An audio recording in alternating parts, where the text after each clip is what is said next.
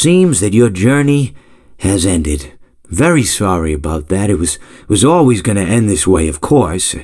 If it weren't by me, it would have just been by some other, terrible thing. Just, you could not imagine how terrible it would be.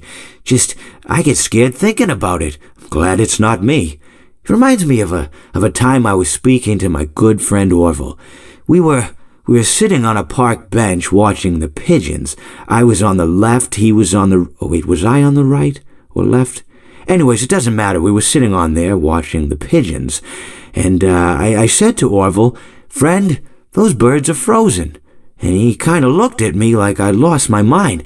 But I reminded him that it was winter, and often birds will sit in a tree until they freeze.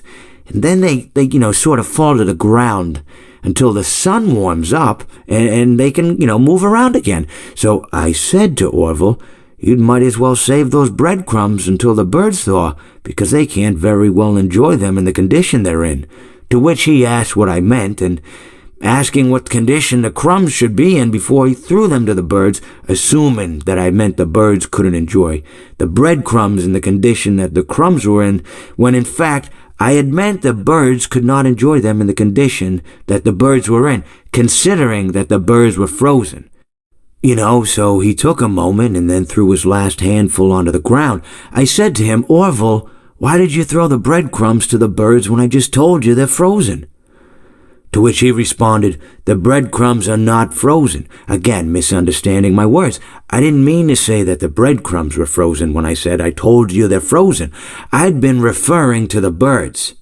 In hindsight, what I should have said was, and this would make perfect sense, "Why did you throw the breadcrumbs to the birds when the birds are frozen?"